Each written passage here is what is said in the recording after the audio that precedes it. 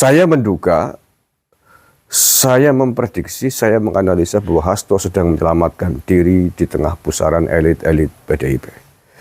Menyelamatkan diri, tidak mau disalahkan atas kekalahannya Ganjar Mahfud. Sehingga kemudian mencari kambing hitam dengan menyalahkan pihak lain. Dan yang dikambing hitamkan, disalahkan, menjadi penyebab kekalahannya Ganjar Mahfud adalah Presiden Jokowi, Gibran, dan keluarganya.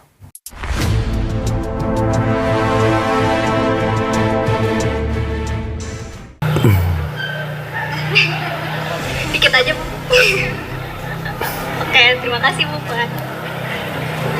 Udah, apa lagi? Cukup? Ya. Cukup ya, terima kasih ya. Mohon maaf lahir batin, selamat lebaran ya.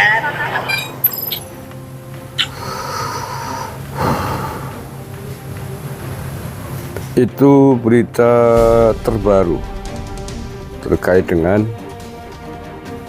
isu yang dilontarkan oleh Hasto yang menuduh bahwa Pak Jokowi pernah berusaha merebut kursi ketua umum PDIP dari tangannya Ibu Megawati.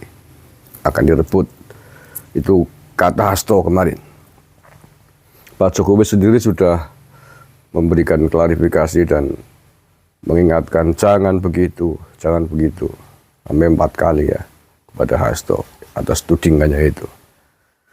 Ya, lah ini tadi adalah Ibu Puan Maharani ditanya hal yang sama, wartawan ingin tabayun lah ya, ingin mengklarifikasi. Ya saya kira wajar sekali. Objek pertanyaan yang sangat tepat karena Ibu Puan kan termasuk ketua DPP PDIP. Jadi diharapkan bisa tahu pasti kalau itu terjadi, benar-benar terjadi, pasti tahu. Jangankan Puan, Hasto aja tahu.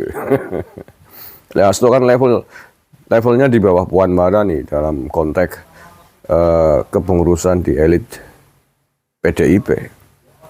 Nah, tetapi apa yang terjadi, sebagaimana tadi kita dengarkan bersama, Puan Maharani tidak mau menjawab, tidak berkomentar sama sekali, hanya menggelengkan kepala. Gitu. Mungkin lagi puasa ngomong.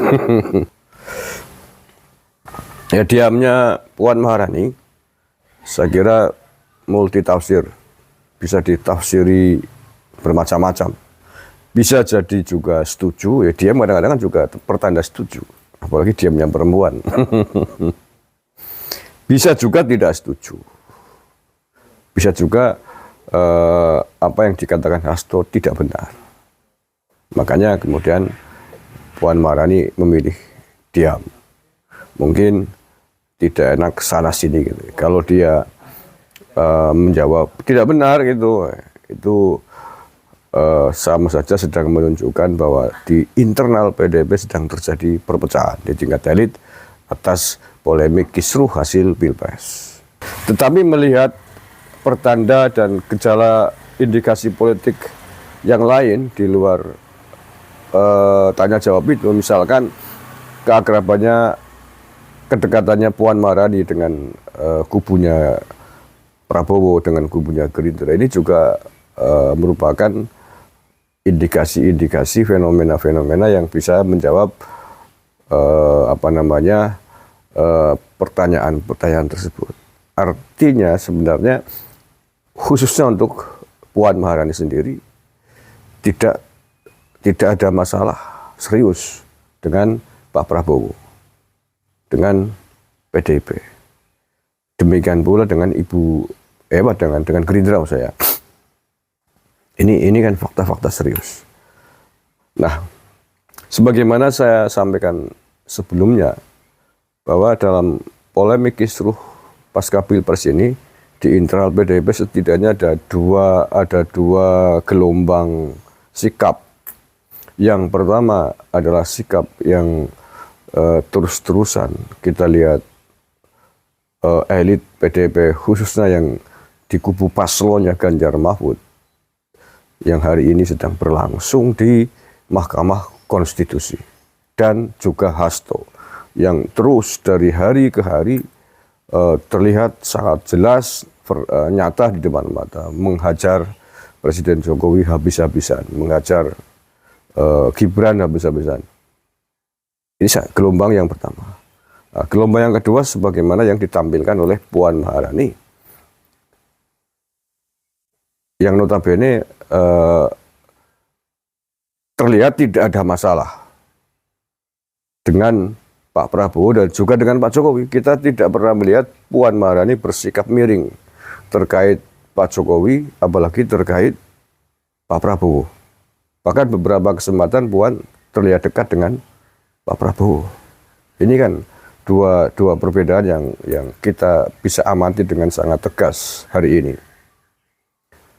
Kemungkinannya adalah memang sedang mengambil peran 2 atau 3 kaki PDIP. Satu sisi ingin bergabung dengan pemerintahnya Pak Prabowo, tetapi di sisi lain ingin menjauhkan Pak Jokowi dari Pak Prabowo. Ini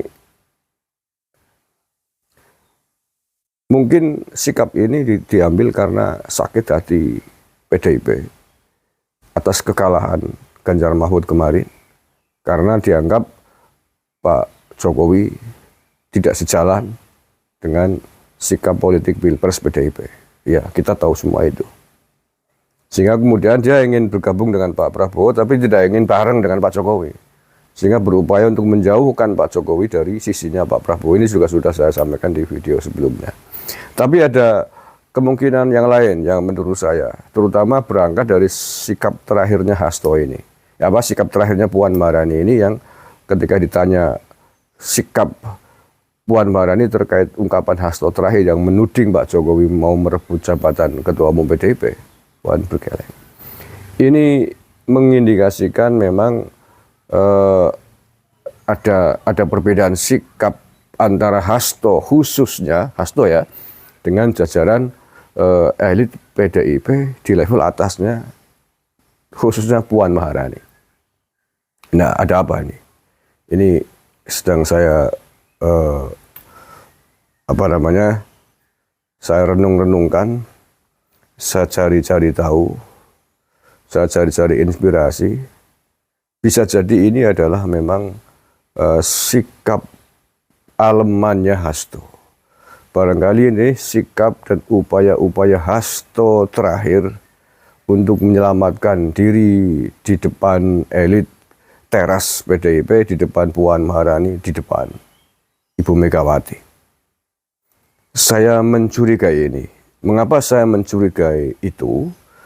Karena Hasto mengendalikan sangat besar perjalanan pencapresan Ganjar Mahfud kemarin, termasuk paskanya pada saat kampanyenya, termasuk tanggung jawab kemenangan pasangan Ganjar Mahfud sebagai seorang sekjen.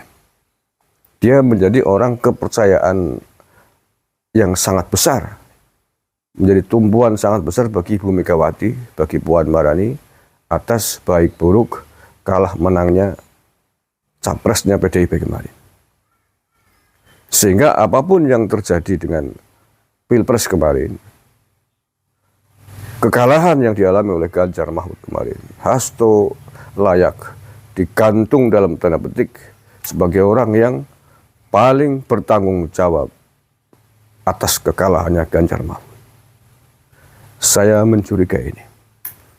Nah, karena ternyata Ganjar Mahfud kalah dan kalahnya sangat telak, kalahnya sangat memalukan, maka Hasto memang menjadi orang pertama yang wajib bertanggung jawab, dimintai pertanggungjawaban atas kekalahannya Ganjar Mahfud kemarin. Nah, saya menduga, saya memprediksi, saya menganalisa bahwa Hasto sedang menyelamatkan diri di tengah pusaran elit-elit PDIP. Menyelamatkan diri, tidak mau disalahkan atas kekalahannya Ganjar Mahfud. Sehingga kemudian mencari kambing hitam dengan menyalahkan pihak lain. Dan yang dikambing hitamkan, disalahkan, menjadi penyebab kekalahannya Ganjar Mahfud adalah Presiden Jokowi, Gibran, dan keluarganya. Untuk menutupi kesalahannya, diri sendiri sebenarnya untuk tidak mau disalahkan. Sehingga kemudian hal itu coba ditutupi dengan menyalahkan pihak lain, menyalahkan Pak Jokowi, menyalahkan Gibran. Nah, ini saya menduga ini yang sedang dilakukan oleh Hasto agar tidak disalahkan oleh Megawati, agar tidak disalahkan oleh Puan Maharani atas kekalahan Ganjar Mahfud kemarin. Ya, semua orang tahulah. Semua orang tahu, baik di dalam internal elit PDIP maupun di luar, Hasto adalah orang pertama yang sangat dipercaya oleh Puan Maharani, oleh Megawati Soekarno Putri terkait hitam putih abang birunya PDIP, termasuk abang birunya Ganjar Mahfud. Diandalkan ternyata tidak becus, ternyata kalah dalam perhelatan Pilpres kemarin, sehingga untuk menyelamatkan diri agar tidak disalahkan oleh Ibu Mega, dia mencoba mencari kambing hitam, menyalahkan orang lain, menyalahkan pihak lain, menyalahkan Pak Jokowi, menyalahkan Gibran sebagai biang kekalahannya Ganjar Mahfud. Padahal itu semua menurut saya tidak lain adalah kesalahannya Hasto tersendiri. Kesalahannya Hasto yang terlalu banyak nyinyir, terlalu banyak ngomong, tidak pandai merancang strategi kampanye politiknya, tidak pandai melihat gejala atau kecenderungan Gen Z, anak-anak muda dalam Pilpres kemarin. Kita tahu suara pemilih pemula jumlahnya tidak baik-baik. Sangat besar, 30% lebih, dan itu penentu kemenangan yang tidak diprediksi. Dan itu masuk ke Gibran semua. Ya, mayoritas lah ya. Dan Hasto tidak sanggup melawan ini. Maka kalah telak sekali Ganjar Mahfud. Oke, kita akan melihat kalau besok tidak lama ini, kemudian Hasto mendapatkan sanksi yang tegas dari Megawati, dari elit PDIP. Misalkan dipecat dari jabatan sekjen, berarti prediksi saya benar. Berarti apa yang saya prediksikan ini, saya ramalkan ini dari lereng Gunung Slamet, Banyumas, benar. Berarti memang Hasto sedang limbung, sedang mencari alasan, mencari-cari pembenaran, menutupi kesalahan diri atas kekalahannya Ganjar. Mencoba menyalahkan pihak lain, jadi Pak Jokowi dan Gibran. Terima kasih. Assalamualaikum warahmatullahi wabarakatuh.